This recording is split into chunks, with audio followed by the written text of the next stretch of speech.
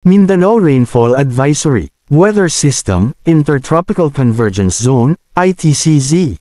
Moderate to occasionally heavy rains affecting Zamboanga del Norte, Labason, Calawit, Liloy, Tampilisan, Godod, Lianbi, Postigu, Siayan, Sarjuasmi dagdagan o bawasan Aser, Rizal, Zamboanga Sibugay, CI, Zamboanga del Sur, Lakewood, Midsalip, Pagadian City, Labangan, Suminot, Mahayag, Molave, Ramon Magsaysay, Tambulig, Misamis Occidental, Bonifacio, Sapangdalaga, Calamba, Aloran, Lanao del Norte, Maigo, Bacolod, Kauswagan, Linamon, Poonapiagapo, Matungao, Pantauragat, Baloy, Nunungan, Lanao del Sur, Malabang, Marogong, Calanogas, Pualas, Madamba, Marantao, Balindong, Lumbabayabaw, Kapatagan, Bumbaran, Maguindanao del Norte, Matanog, Barira, Parang, Sultan Mastura, Sultan Kudarat, North Cotabato, Pigkawayan, Alamada, Bukidnon, Don Carlos, Quezon, Pangantukan, Maramag, City of Valencia,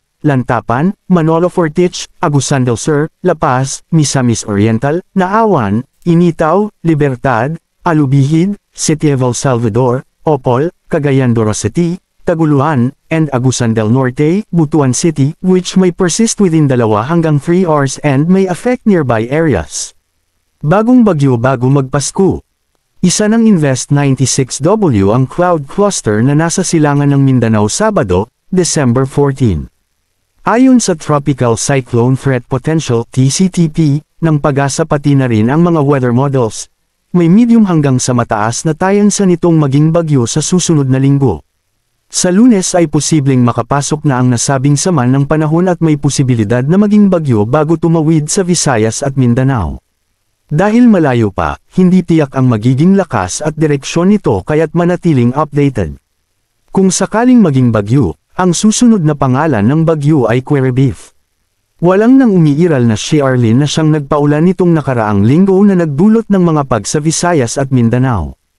Ang Shearlin ay ang pagsasalubong ng malamig na hangin galing sa extreme northern Luzon, Amihan, at ang maalinsangan na hangin galing sa silangan ng Mindanao o Easterlies.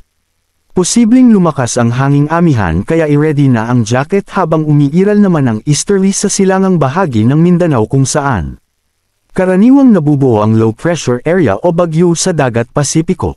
Dahil sa Amihan apektado nito ang Batanes, Babuyan Island, Tuguegarao, Cagayan, Isabela, La Union, Pangasinan, at Ilocos Norte. Delikado pa rin sa maliit na sasakyang pangdagat ang pumalaot sa mga baybayin.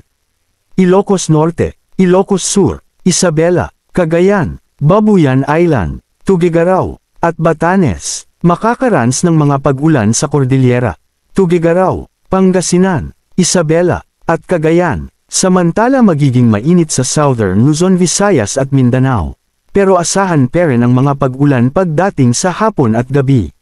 Dahil lumalakas na naman ang Amihan, narito ang mga lugar kung saan naitala ang pinakamababang temperatura sa ating bansa. Baguio City, Tanay, Basco Batanes, Tuguegarao, Cagayan, Malaybalay, at Quezon City. Yan ang mga lugar kung saan may naitalang mababang temperatura sa ating bansa. Manatiling nakatutok sa Weather Balita. Para sa bago pang updates, don't forget to subscribe. Thank you for watching.